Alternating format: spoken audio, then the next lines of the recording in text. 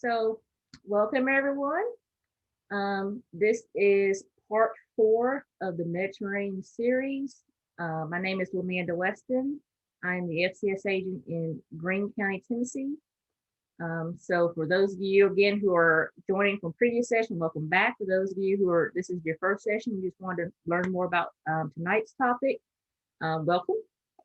So as you go out, the format is still the same as in previous sessions. Drop all those questions in that chat box for me, or since we have such a small group tonight, feel free just to unmute yourselves and just talk as well that way. So the first part we're going to start with tonight is the nuts and seeds section, and then we'll go into the olive oil section. So we've already know that the Mediterranean diet has a variety of different foods. Okay, we know that. And we know that, we're there's emphasis on fish and seafood, olive oil, nuts and seeds, and fruits and vegetables. Okay, so we've gone through a lot of those different areas here in our little food pyramid. So here are some objectives for tonight. Okay, so we're gonna talk about all these different topics here. And it's the same kind of format as the previous section. This one's going to talk more about ways to incorporate nuts more, because sometimes people have a real issue with just eating them in their original form, and they want to know how can they maybe get creative and do something different. Because if you're like me, I have very sensitive teeth, and sometimes certain nuts will kind of wreak havoc on my teeth. So I have to kind of maybe grind them up into something else, or maybe prepare them a different way. So we're going to go through all these different topics here tonight to try and get that information. And here's our Mediterranean diet pyramid that we've seen in previous session as well. And we showed this just so you can see exactly the different levels here and how big each group and how important or how much emphasis, I guess you could say, on each food group here. So we are right here in this section, along with where our fruits and vegetables and grains are. So this is also with the olive oil and the beans and nuts and legumes and all the herbs and spices are located in this section as well. So this is where we visually are on the pyramid. So we're going to start by talking about different types of nuts. And of course, there's a lot of different kinds, but as far as the Mediterranean diet goes, these are the most common ones that are used. And these are ones that we can probably all find in our grocery stores, or some people have trees. Okay, if you're lucky enough to have a pecan tree, you're doing great. It's one of my favorites.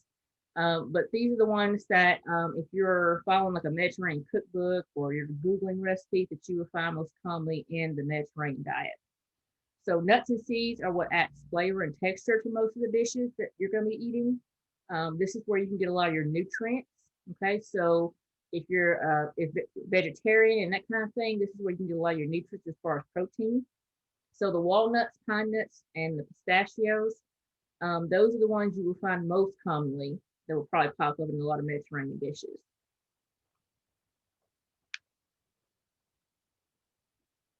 Okay, so some of the nutrients here are listed. First one listed there is protein. Okay, I think most people are aware that when you have anything that has a nut in it or any kind of nuts and seeds, that it's packed probably with a good amount of protein. So nuts and seeds are what we call a dense food, means they're packed with the important nutrients that we need, and they're low in calories. Okay, and they're good for our health. So nuts and seeds contain the protein and fiber that we need. They contain vitamins like the vitamin E and the folate there. Okay, and all the minerals and the magnesium, everything listed there. So the exact nutrient profile of nuts depends on the variety of nuts that you're eating. And we're going to break all those down so you can see exactly, which nut is higher in fiber, protein, calories, fat, that kind of thing. So nuts they do contain fat, okay, but they contain what we call healthy fat.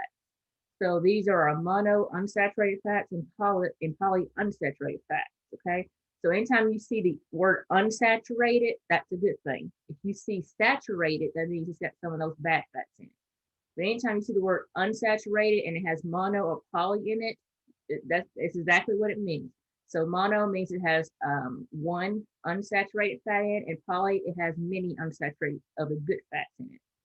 So that's all that means. So they are high in calories sometimes, depending on the type of nut you eat. The total fat of content of nuts depends on the variety. So about 46% of the calories in like cashews and pistachios are from fat. And then you have about 76% of the calories in like macadamia nuts are from fat.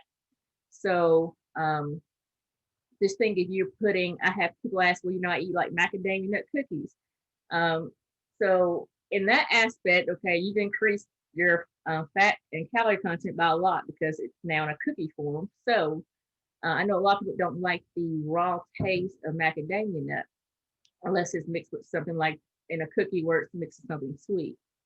So just be aware of that when it comes to macadamia nuts. So despite the high fat content, nuts are considerably healthy, okay, because they have low amounts of saturated fat, which is what we're trying to avoid. And we have high amounts of the healthy fats, okay? So the healthy fats, like I said, unsaturated, and include two types of fat, which are listed here on the screen. So much of the fat in nuts is monounsaturated. So like the walnuts, Brazil nuts, pine nuts, all have higher amounts of the polyunsaturated fats rather than the other types of nuts. So this is something that's breaking down here. So walnuts are common in this type of diet, and they have a high amount of the polyunsaturated fats. So you can see here the ALA, okay? It's just one of those acid type fats, which is, it's along the lines of like an omega-3 type fatty acid thing. So walnuts are the only type of nut that contain a significant amount of the omega-3 fats. So there's about, as you can see, 2.6 grams of those, okay, per ounce of walnuts. So whenever you're eating walnuts, most people don't measure when they're eating nuts, especially if you're eating them off like a container, you just sticking your hand in there and grabbing some out. So we want to be careful to make sure that, we know that nuts are good for us, but depending on what you're eating for that meal or rest of that snack or for the rest of that day, you want to be careful about the amount. So antioxidants, okay, nuts are rich in vitamin E, okay, and those polyphenols we talked about last time, which is just a big word for antioxidants, pretty much. So compared to other types of nuts, walnuts have the most antioxidants in them, and these help protect our body cells against any kind of damage that may occur. So nuts play an important role, okay, those are the health benefits for them. They're protecting our cells from any kind of damage that may occur later on. So as part of the Mediterranean eating pattern, okay, good health, okay, it's promoting good health and what you see listed here on the screen. Okay, studies have shown that eating nuts can greatly reduce cholesterol levels, reduce for the heart disease. Diabetes is an important condition that we're trying to control, and a lot of people will use some type of nuts or seeds as snacks if they're diabetic in that nature. So we want to make sure that if you're using any kind of supplements or anything like that to kind of offset some of the other nutrients you're not getting, just be aware that you don't have to be scared to incorporate these into your diet. You just have to be very careful about reading those labels and making sure that you're getting the right amount of each nutrient. So here's some variety of nuts we have. Okay, and these are just estimated number of nuts in a 1 ounce serving. Now, that's about like a handful. Like I said earlier, a lot of people don't really measure out their nuts unless you're putting them in a dish or a salad, and you may, kind of eyeball it there to measure it. But most of us, if we're just eating that out of a bowl or a jar or something of that nature, we don't really measure how many we're eating.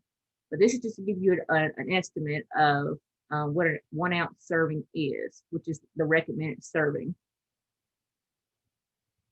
Okay, I personally am a cashew person, and I personally have never measured out that I am eating 18 nuts at a time.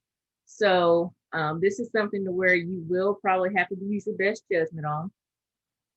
Okay, but like I said, if you're using it as a snack, or if you're using it as in something like a dish, usually if you're following a recipe or something of that nature, it will tell you the exact amount to eat, so you can kind of judge it that way.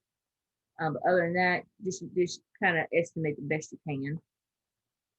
So there's this misconception kind of that, since nuts are high in fat content, that they make you gain weight if you eat a lot of them. So although it may seem that way, they are high in calories and fat, but um, how this works is when you're eating nuts or seeds or legumes of that nature, you're actually, when you're eating those, you get that fullness feeling afterwards. So you're not eating as much later. So it gives you that fullness feeling. So you may say, oh, I ate, 2 or 3 ounces of nuts or something like that. And, that's going to make me gain weight because they're so high in fat.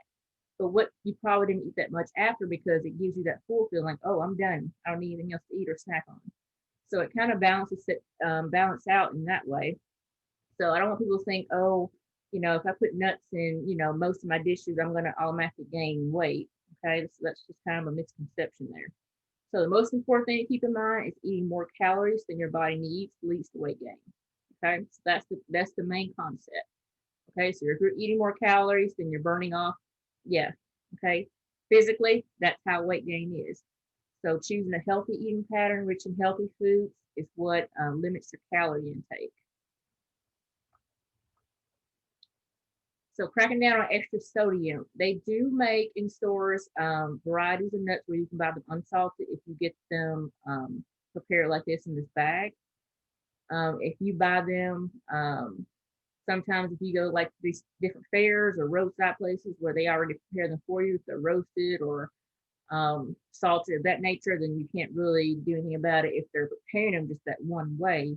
But you have a lot of flexibility if you're buying them in the stores because we've all been down the chip or snack aisle where they have this nut section and they have a lot of different varieties.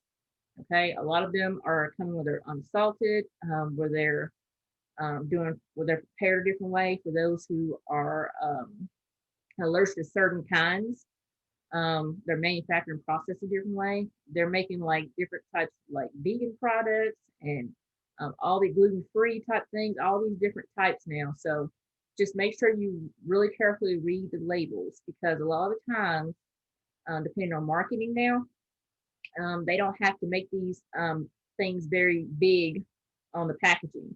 So if a product comes and say, oh, this is unsalted, it may be in very small print underneath the actual name of that product. So make sure you look at the labels and read the packaging very carefully. So toasting nuts. So we're getting to the point in time of the year now where this is going to become very popular. I usually get quite a few calls around Thanksgiving and Christmas if people want recipes or tips or ideas on how to roast different types of nuts. And so this is the perfect time to do that. So we're going to kind of go through the process here, but I give you some steps here where you're just roasting at 350 degrees for no more than 10 minutes. Okay. And about halfway through, you're just going to go in there and shake those trays and just kind of move them around so they don't stick together and make sure they get toasted evenly. Okay. If desired, this is where you can add a small amount of olive oil, flavoring, any kind of spices or anything like that you want to add to it. Roasting nuts in a preheated oven, as I just said there. So lighter nuts like pistachios and walnuts, they won't take as long. Okay, so probably no more than 5 or 6 minutes for those. So denser nuts like almonds will take a little bit longer to toast and get to that right kind of color and taste. So to prevent browning or burning, I should say, making sure that you shake them, very important step. Don't just stick them in there and leave them, that kind of thing. Make sure you keep an eye on them. Okay. And these make great snacks. So these are something that can be stored in the refrigerator. They can be stored in the freezer. And we're going to talk about storage as well for these. So you want to make sure that you are not wasting your nuts because if you're buying these in the store, I'm going to tell you all now, and you know this probably, they're not cheap. So I would hate for you to waste or to say, oh, I burnt these and I can't use them now. So be very careful of that. All right, so that was in the oven. If you want to toast them in a skillet, you have that option as well. In a skillet, you want to make sure you do small amounts at a time because the heat on the stove tends to be a little more temperamental, especially if you're using an electrical stove. So making sure you use small amounts at a time, especially if you're using a small skillet space. To prevent burning, you want to make sure you're shaking them constantly. The nuts should be golden and toasted no more than 3 minutes or so on top of the stove. So here's some storage times. Okay, you get probably more bang for your buck if you freeze them. You, of course, you're welcome to put in the refrigerator and in the pantry. But if you know, like this time of the year, okay, you know, if you find them on sale and you want to get them while they're on sale, go ahead and prepare them. You can always just stick them in the freezer, and you know they'll be good for at least the next year or so if you need them. That's my preference, but of course, do whatever works for your situation. It won't change the taste or anything of that nature. Okay. I just know that if you're freezing them, it prevents the oil from becoming rancid. So that's why I always kind of recommend that one first. But of course, in the pantry and the refrigerator are perfectly good options as well. It's just not a very long shelf life in those options. Okay, so remember I said earlier that some people want to know how to prepare nuts and that kind of thing in a different way because eating them in their original form sometimes not the best. So this is where this come in, where you can make different types of butters with them. Okay, and people say, "Oh, that seems like a lot of work." It's really not. Okay, um, it is food preparation, so it's going to take some time, but it's not anything where you got to, take the whole weekend or anything like that just to do it. So nut butters are a tasty way to incorporate into your eating plan. Peanut butter, of course, is always going to be a staple for a lot of people. It's very simple, very easy. It's very economical to purchase. So there are other varieties of nut butters that I have listed here for you. And I personally have tasted all of these and they're wonderful. Okay. We have a local store here that sells these, and I have a friend that actually makes her own, so she shares with me as well. So this is something you can easily prepare in your home. So you can spread these on any type of pretty much bread product you want, bagels, toast, whatever, muffins. Add them to oatmeal for give you a little extra protein.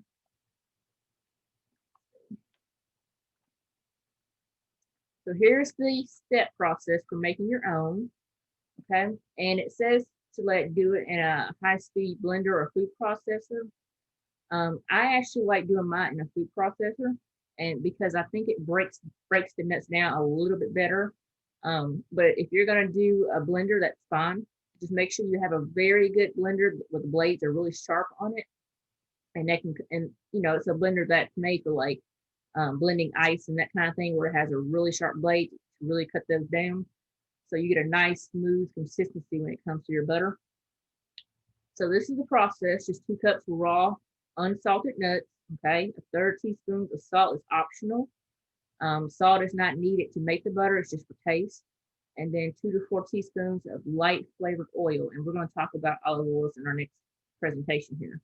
Okay, so it makes about 1.5 cups of nut butter. It's what this recipe calls, is what this makes here. So that's a pretty good amount to start with if you don't know exactly how you're going to feel about it and how you're going to like it. So that's a good amount to start with. So this boosts the flavor of roasting nuts in the oven before preparing the nut butter. So if you do roast them beforehand, okay, you're going to taste that. You're going to taste that roasted taste. It's going to really make a difference as far as your finished product. You're welcome to add any type of flavorings you want, such as like cinnamon, espresso powder, honey. All those are fine. Okay. Any type of butter you make can be stored in the refrigerator for up to 6 months. Okay. It needs to go in the refrigerator. It cannot just sit out when you're making it from like this. It cannot just sit out in your cabinet because it has oil in it, and the oil will actually start to separate from the actual nut that's in that butter, and it become rancid very quickly if you do not refrigerate it. Okay, so we had talked about Dunka in back in our probably second session there when we were talking about different herbs and spices. So this is a condiment flavoring that's used in a lot of Mediterranean dishes. So this is a common spice that they use a lot in Egypt. So it uses nuts as a flavoring mixture. So if you go to any type of restaurant, sometimes you'll find this when they're giving you like bread at your table, and they have like an olive oil on your table and they have spices in it. Sometimes that's Dunka mixed in with it. If you go to like a Greek restaurant or something like that, they will do that sometimes. So it's just a condiment made up of nuts and seeds and spices. You can use this by sprinkling on top of olive oil, like I said, for dips, for breads, soups, salads, okay, any type of vegetable dishes. So it's a very flexible type flavor in here that you can use. And it's on those list of spices on those handouts that I uploaded and gave out to you all in the previous session. So it's one of those, I don't think it was a very long ingredients list, maybe like 5 or 6 ingredients. So it was very simple to make. Okay, so these are just some ideas on how to serve nuts. Okay, we've kind of already talked about a lot of this. And we talked about ways to kind of do that.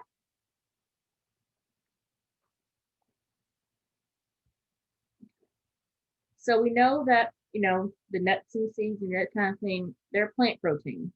Okay, they're high in the healthy fats. They have an abundance amount of vitamins and minerals that we can get in very easily. Okay, but being mindful of portions.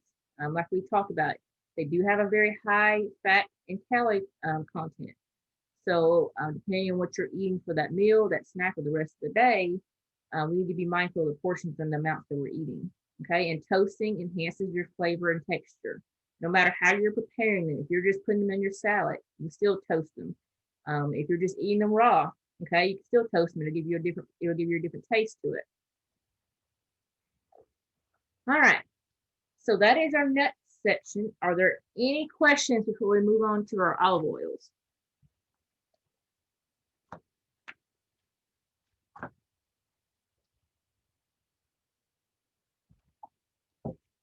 Okay, we'll move right along. So now we're going to talk about our last little section here is olive oil. Now, this is probably, like it says there, one of the most important ingredients if you're thinking about doing the Mediterranean style of eating. There won't be a dish, there won't be a food group where this is not called for. So it's very important that you understand the different types of olive oils, how to actually make your own, smoke points, and all that goes with anything using olive oils. Okay. So these are our objectives here. You will learn the process. We're going to talk about the process of making olive oil, how to store it, and how to choose it in the store is one of the most important things when you're buying it, and the different types.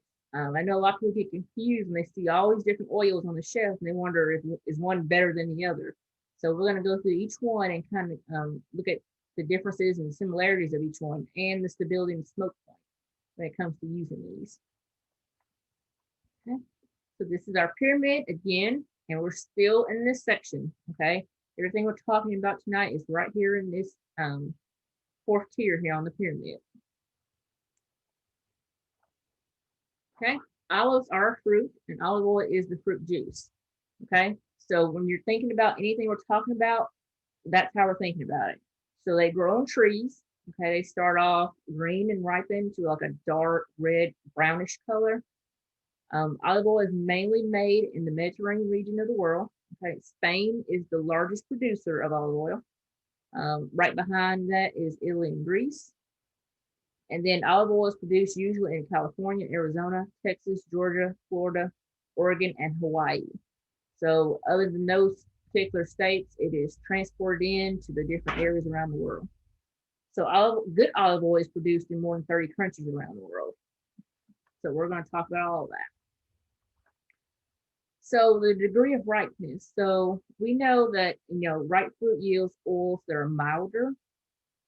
So the buttery and floral kind of aromatic scent is what we're looking for. And then the green fruit yields oils that are like a grassy type bitter kind of smell. So the green fruit tends to have a higher in the antioxidants category, but you cannot use the color of the olive oil as a reliable indicator.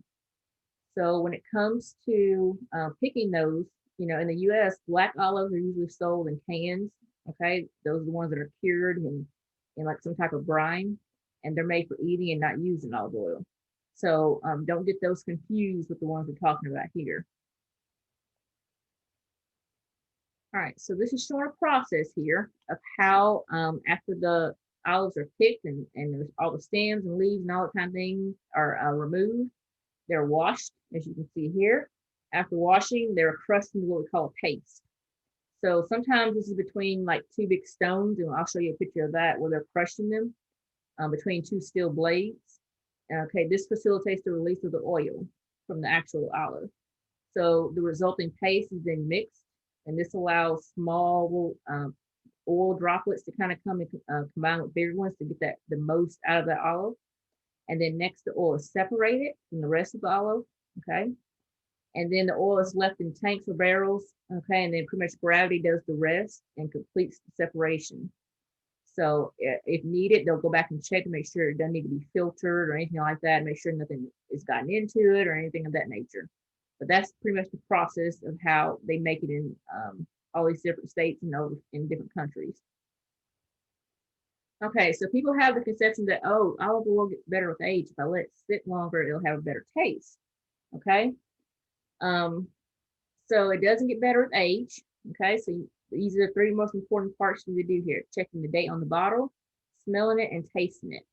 So if we were in an in-person class, what I usually have people do is we would actually have an olive oil tasting right now, and with breads, and you would actually get to taste the different types because it is a different taste each one. So what I always recommend to people, if you are curious about olive oils, if you're trying to decide which one works better for you, if you're ever near or if you live near a place that does olive oil, that sells nothing but olive oil, an olive oil store, I recommend you go in and do a tasting. A lot of them will do a tasting for like a few dollars or something. And you can taste so many so you can see the difference. Okay. And they have a lot of different kinds now that are flavored with all kinds of foods. Okay. I've tasted bacon flavored olive oil. So jalapeno flavored olive oil. So there's a lot of different types now that you can use for different dishes. So don't think you're limited to what's just on a supermarket shelf. That this may be what the supermarket ordered and has in their inventory. But there are a lot of different ways that you can incorporate different types of olive oil. So checking the bottle for the best by date. Okay, so best by dates are 1 to 2 years from the time the oil was bottled. Pick a bottle that has a date far out in the future. Okay, so if you go to the store and you see extra virgin olive oils on sale for $2.99, that is a great deal. But making sure that you check the date because there's a reason it's been marked down that low because olive oil, it's on the pricier side. Okay, it's not something where you'll probably find reasonably priced, usually probably under $5 for a small bottle. So please check the date on that to make sure that it's still in date if they haven't marked down that low because they're trying to get it off their shelves for a reason. Okay, when you get the olive oil home, you want to smell it. Okay, use your nose. The best way to do this is put the olive oil into a cup. Okay, don't smell it out of the bottle itself, making sure you put just a little bit in a cup so you can kind of isolate it by itself to smell it. Put your hand at the bottom to warm the olive oil, okay, just to kind of give it a little heat so you can get the most smell out of it. And then squish it around to let the scents kind of, work in your nose, make sure that you like what you're smelling there. I know this sounds strange, okay, but this is one of those types of ingredients to where if you know how it smells, how it tastes, what to look for, and you put it in your food, you know exactly what to expect. So finally, you want to taste it. Just take a sip of it. And I always recommend you can probably just do it with a piece of bread. The only bread I recommend you not taste olive oil with is just regular spice white bread. You need a very like a crustier type bread. Okay. So I always recommend like one of those Italian breads you can find in the bakery section or a baguette or something of that nature. Okay. You can also taste it with croutons. Okay. So it has to be something that has a little texture to it so you can get the best taste out of it. Okay. So heat, air, and light. Okay. So these are things that affect olive oil the most and can really affect how long the product will last. So use it within a few months, and it says store in a cool, dark place, and use small decanters for tabletop. So after opening a bottle of olive oil, use it within a few months. Okay, so now air has hit it. So now your timetable of how long you have to use it has gone down. You can buy smaller containers if you don't want to use it frequently. So if you know you're not going to use olive oil, don't go buy one of those big 32-ounce bottles. Okay, just start off with one a little bit like 8-ounce bottles first and go from there. Okay, it needs to be in a cool, dry place. So this is the same concept that you would think of as if you have canned foods. If you can foods, we don't want olive oil next to a stove. We don't want it next to a furnace. We want it because we don't want it to change temperatures. We don't want it to start heating up and then cool back down. Okay, so that's going to decrease your quality as well. Keeping the cap closed on it when not in use. A lot of people I've seen will actually put their olive oil in an open container, just have it open. We don't want that. We want it closed. Okay, like I said, the more air that gets in there to it, the you lessen your product time of keeping it. So you can use like you see here, it's a little small decanter for tabletop if you're serving to people. They make a lot of little pretty glass bottles if you want to put them in there. It doesn't have to be glass, just like some, you can be plastic, it doesn't matter. Just whatever you're using, making sure it's airtight. Okay, we don't want it to sit out open into the air. So these are some types that we're going to talk about. And I think this is where people get a little confused and they start going to the store and say, oh, I want to buy olive oil, but which one's better than the other? So it's not the point of it being better. It's the point, there's a lot of different factors that go into what kind of olive oil people buy. Price, what you're planning on making with it, what you plan on doing with it, as far as are you using it for cooking purposes or body purposes. There are different types of olive oils that are strictly used for food, and some that are used strictly for your body purposes. So we want to make sure we actually get those understood. So there are 4 major types you see listed here. Okay, the extra virgin, the pure olive oil, or just olive oil is what you'll see it called sometimes, just virgin olive oil, and then light olive oil, and then pumice olive oil. So the type is determined by the process used for making it. It's how they determine these different levels of it. So whether or not there's any kind of refining that's been done to it, any flavoring, all that chemistry, that's how they determine the types of it. So the color of the oil is not an indicator of quality. So the color can range from a bright green to like a golden yellow. So don't go in there thinking, oh, this one here, it's in this fancier bottle, it must be better, and it's a dark green color. Okay, necessarily doesn't mean anything. So there are standards. There's actually olive oil council, if you can believe that, that has standards for how to judge these olive oils and the quality of them. So and use for grading them. So the amount of free, what we call fatty acid present in oil is used as a standard for grading. So some olive oil is designed for consumption. Like I said, some is used for other purposes. So there is a council that actually does nothing but grade different types of olive oils. Okay, and I won't even try to butcher these for you. Okay, so in addition to different types of olive oils, you may see these names too on different products or in different marketing that they may do.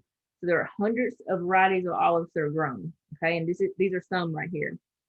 So each olive variety has its own size and color characteristics and all the different flavors they have. So it's like differences in varieties of grapes used to produce different types of wines, the same concept. Okay. All right. So extra virgin olive oil, or EVOO, is what most people will shorten it to. It's considered superior, I guess you could say, because it's made from the first, what we call the first pressing of olives. Okay. So that means the first time it's pressed, that's done. That's it. There's not been any refining to it. There's no heat to it added to it. There's no other processing done to it. So it delivers the best taste because it's getting that first impact of oil that comes out of that olive, and it hasn't been pressed to death. It hasn't been tuned or manufactured any other way. So you're getting the best taste and health benefits with all of antioxidants in there. So the olives are crushed at a mill type deal, and the oil is extracted using a mechanical device, okay, instead of using heat or chemicals. So it is more expensive. If you see extra virgin olive oil in the store, you see a hefty price tag attached to it. Okay, that's because it's one of those products to where it's been processed in a particular way, and it's a very time-consuming process. So this is the one that's good for all your salad dressings if you're making your homemade salad dressings, marinades, on top of your pastas and bread dippings and all that kind of thing. So this is the one that's used most often for that.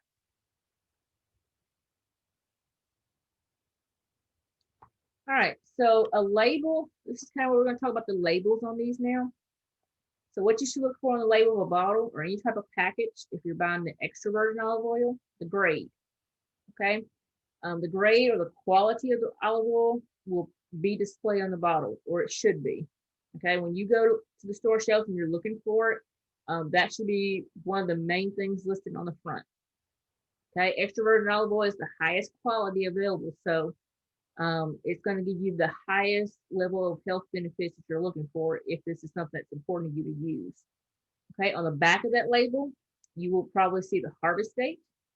Okay, provides buyers with the time period in which that particular olive oil was harvested. Okay, those olives were harvested to make that oil, and the best by date should be on there. Usually, the dates are usually 1 or 2 years from the time the oil was bottled. And then where the olives were grown is important to know the source of those, okay? So you will find terms such as the product of, or a growing region, or it'll give you the country, the region, state, country, something of that nature to where that particular product was produced. Okay, so those are things you should look for if you're buying this. All right, so monounsaturated fatty acid. Okay, so olive oil has these, and because of the large amounts of the oleic acid that's in these, okay, other good sources of monounsaturated fats are our canola oils, avocados, almonds. Okay, so studies have found that a Mediterranean diet, which has all the olive oil and nuts in them, reduces the incidence of major cardiovascular incidents. Okay, even more so than a low-fat diet alone.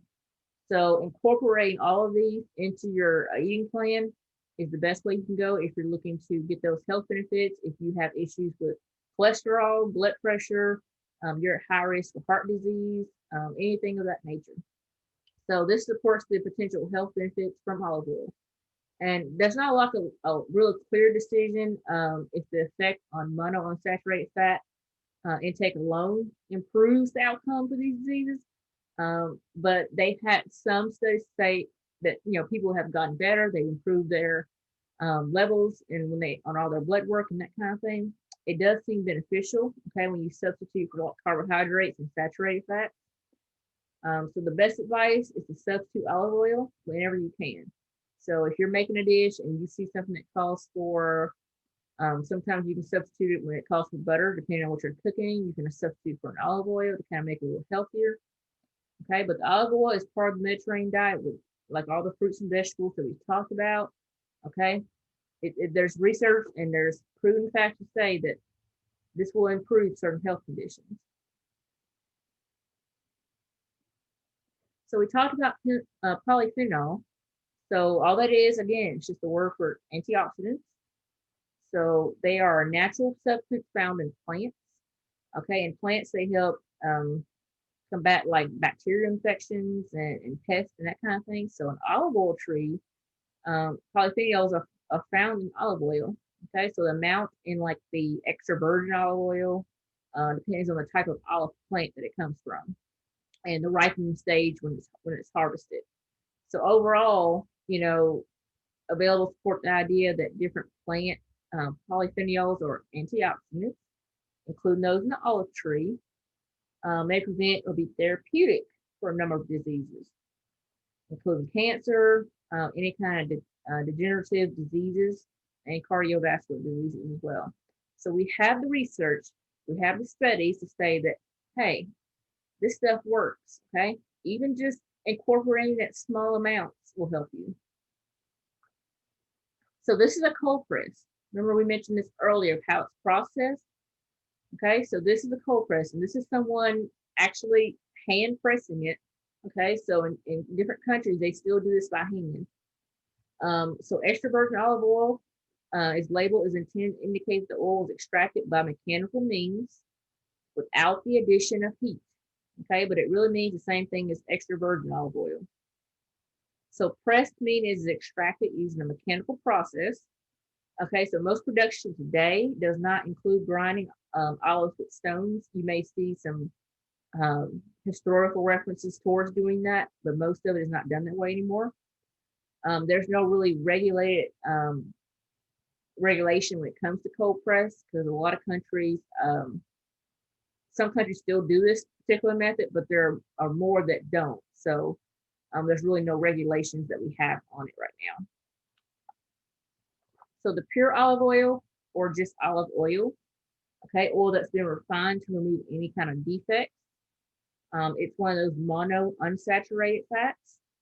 And this one, the flavor is going to be very mild. So if you're one of those where you don't like a robust flavor in your oil, this is one for you. And it's really going to bring out more of the flavor of the food that you're eating, or that you're putting with it, rather than the oil itself. So it has less taste and color than the extra virgin. Okay, it can be blended with some extra virgin. There are some that sell both combined in the stores, so you'll see extra virgin and olive oil combined. So be careful of that when you're going to the store to buy them. This is one that can be used for all your sauteing. If you're sauteing on top of the stove, grilling, roasting, baking, and pan frying. To mention the pan frying, when we say pan frying, it does not mean that you load up your skillet with, a whole bunch of oil like you're deep frying. Okay, there's deep frying and pan frying are very different. Okay, let me say that. So if you're pan frying, that means you're putting a good amount of oil in your skillet, like what you see here in the picture, just enough to cover the bottom surface of the skillet. So if you're cooking like chicken or something like that, there's enough oil in the bottom of that skillet that's covering the entire skillet. Okay. If you're sauteing, you're usually using like 2 teaspoons or 2 tablespoons of oil, or butter in that case, if you're sauteing vegetables, if you want to. So that's sauteing. So I just really want to make that clarification that pan frying and deep frying are very different. Okay. So this is a light olive oil. Okay, it's basically the same as what we call pure olive oil, but it's a really light flavor and light in color. It's like you see here, it's like a golden yellow color, so it's very different than that vibrant green that we started out with. It's not really high in a lot of calories or fat at all. So the light olive oil is appealing to people who want the health benefits, but not the flavor. So this one doesn't really have any kind of acquired flavor at all. It's really just there for you for preparation needs. If you need to saute, if you need to, like they're doing here, just to kind of drizzle something over a bread product. So it doesn't have a lot of flavor to it at all. So the pumice olive oil is like a solid residue. It's obtained from the olive oil production process. So this is the remains of what's left over after they're done pressing the olives. So this is like the skin and the pits left over. So they actually sell this in the store. If you go to the store, you can actually see pieces of skin and that kind of thing floating in the oil. So this is what remains after the process of actually producing the oil. But there's still oil left in there, so they still use it. So it's treated with different types of solvents to extract the rest of the oil that's in there. And because this is not really edible, it has to be refined a little bit, because you don't want to eat it the way it is from that point. So it has, since refined oil has little flavor, okay, aroma or color to it. So edible virgin olive oil tends to mix well with the pumice oil to make what we call a pumice olive oil. So you can cook with it, okay, because it stains up the heat well, but the food will not have the olive oil taste. So this is one of those things you might want to try if you're, it's kind of hard to describe, but it's one of those things, if you want to try it and see what it tastes like, what it does, I would say just invest in a small bottle, the smallest bottle you can find, and see how you like it. So you probably don't want to use in like marinades or salad dressings, because it does not have a lot of flavor to it. But it works well for like cooking, especially sauteing. Okay, so we're going to talk about smoke points, because a lot of times people will use olive oil and not realize that it heats up very quickly. So the smoke point of an oil is the temperature at which the oil starts to smoke. Okay, so there are a lot of different types of oils that have a very high smoke point. So this is not to be confused with what we call flash point, which is the temperature at which the oils will actually ignite and catch on fire. So those are two different things. So the smoke point of an oil is important because it affects the taste of your food. If you put your food in a skillet and the oil is smoking, it's going to drastically change the way your food is going to have that smoky taste to it. So we do not want to ever put food in a skillet where it's starting to smoke and you say, oh, the skillet's ready. Yes, it's very hot, but at that point, it's probably not going to make your food taste very good. And it actually can, depending on the oil you're using, it can actually release a toxic into the air. So we don't want to use, and we don't want it ever to get to a smoke point. So we don't want. So the actual smoke point of an oil can vary. It actually depends on the age of the oil that you're using and the level of refinement of that oil. So the surfaces are also important as far as the smoke point goes. So if you're using a wide shallow pan with a thin layer of oil, it will have a different smoke point than like a deep pot if you were trying to deep fry with olive oil, which I do not recommend. So on average, extra virgin olive oil, as you can see, has a smoke point between 350 to 410 degrees. Olive oil and light tasting olive oil has a smoke point between 390 to 470. So we want to make sure it seems very high, but I'm telling you, if it gets up there very quickly, if you're on the stove and you stepped away for a minute and you realize, oh, it's smoking. So here's some different oils and their smoke points. So on the left, you have canola, sunflower, soybean, corn, and peanut oils. And then on the right, butter, coconut oil, and lard. Okay, and yes, people still use lard. Okay, I guarantee you, my grandmother is one of them. Haven't got her to stop using it all this time, and I doubt I will now. So when you try and compare the different types, this is kind of what it looks like here. So it's not often that cooking with the olive oil will exceed the smoke point, but even if we're like deep frying, if you're deep frying, the temperature of the fat is usually between 350 and 370. Keep in mind that average stovetop cooking is 350 degrees Fahrenheit. So sometimes the evaporation of water may seem like smoke. Just be careful that you don't overheat the oil in the pan before you add the food. So in addition to the smoke point, it's important to consider how stable an oil is under heat and how quickly fats break down when heated for a long time. If you've ever used, most of us have probably used and sauteed with butter on top of the stove. If you have that butter on medium heat, and it can brown very quickly, okay? When you see your butter browning, okay, that's what we call it's getting to that high smoke point because it's cooking too fast.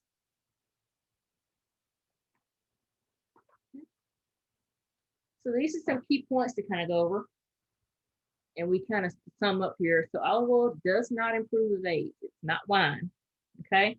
So if you buy olive oil, you want to make sure that you're buying out the furthest date you can see on that label, okay? Making sure that if you know you're not going to use a lot of it, start out with the smallest bottle you can buy first. Don't go buy like the big 32-ounce bottle if you know you're not a big olive oil user and you're not going to probably use it within the next year or so. Choose olive oil for the flavor. Depending on what you're making, that's important. Okay, like I said, if you know you don't like that robust textury flavor of olive oil, make sure you don't buy that kind. It will say on there, this has a very strong, robust flavor. This has a very aromatic smell. It will give you some key points like that. So you can read those labels very carefully.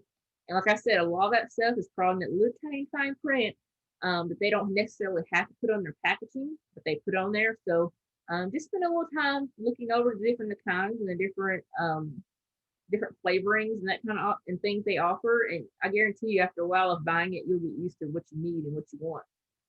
So olive oil is a mono unsaturated. Okay, so it's a healthy fat. Extra virgin olive oil has the most polyphenols or antioxidants in them. Olive oil does not have a low smoke point. Okay, so those are key things that we kind of went over and talked about up to this point. All right, so now it's the time for you all. Okay. So this is your time to come through and ask questions about either the nuts presentation or olive oils or anything else that we've talked about over the past 4 sessions. If you've thought of anything, so this is your time if you have questions. Feel free to unmute yourselves. Since it's such a small group tonight, we can do that. All right, Carissa says, would pure olive oil be better for nut butters than EVOO? That's up to you. See, that's one of those things. It depends on what nut you're using, what kind of flavor you're looking for. Okay, so I can't really answer that specifically for you, but it would all depend on what you're needing from that. So that's one of those things where you can kind of play around with it. Okay, just remember the EVOO is going to give you the strongest flavor that's out there in any kind of olive oil. So if you're looking to make like a almond butter, and you say, oh, I really want the almonds to shine through more and not that robust olive oil flavor, then you can go with a regular olive oil or light olive oil. But if you want that really strong flavor to come out, then EVOO can be good too. Hope that answers your question.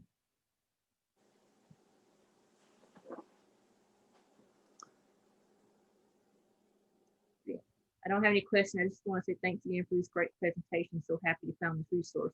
You're very welcome, Jennifer. You're welcome, Carissa. I'm really glad y'all have enjoyed this. I've enjoyed teaching it. Okay. I've gotten really great feedback from it, and I'm glad that it's coming through well virtually. Can I ask a question real quick? Yeah, go ahead. You were talking about the label on the olive oil, Mhm. and I had been getting like California olive oil that was actually made from the olives in California, but now I can't find that. So I've got like California Olive Ranch that's called Destination Series for everyday use. Okay. And I can't find the grade on it. I know it's not what I'd actually wanted, but the one that's made in California had the California Olive Growers certification on it. Mhm. So this one says it's from California, Argentina, Chile, and Portugal. And I can't find a grade on the front of it. Okay. And that's probably fine as long as it gives you a region, an origin of where it's produced. That's probably how they get away with that. Yeah, I don't know why I can't find the one that the one I did buy was it said cold pressed, first cold pressed, and it had it. This says extra virgin olive oil, but it just doesn't. It's not all grown in California, which I was kind of wanted. Okay. Yeah, it sounds like it's been produced in several places and then packaged in another place and then shipped to wherever you Well, want. it says it actually says that it's crafted in California, but the olives are from Okay. California plus 3 other countries. Okay, so things have been shipped to California to produce it. Right. Okay. That may actually not be a bad product then if the products are coming from the other countries and California is just manufacturing it. Yeah. Okay, well, until I can find the one that's just from California, I may have to go with this one. At least this Yeah. one. It's hard to change once you've gotten used to a product and you can't find it anymore. Yeah. Especially olive oil. Yeah, and it's and olive oil is an investment. It's not cheap. I'm telling you all right now. I know. Because I buy the big one because I use it a lot, and so I mean that's an investment. when I go to check out and I pay $26 for a bottle of olive oil, I'm making a real true investment to my cooking here. It is. So there was one other thing that I didn't understand too. Can you cook with the extra virgin, or should you use the olive oil or the light? No, you can cook with any of them. You can cook with any of them. You just gotta watch the smoke point. Yeah, the only thing is the taste of the finished product of what you're cooking, because the EVOO is going to have the strongest taste and flavor out of all of them.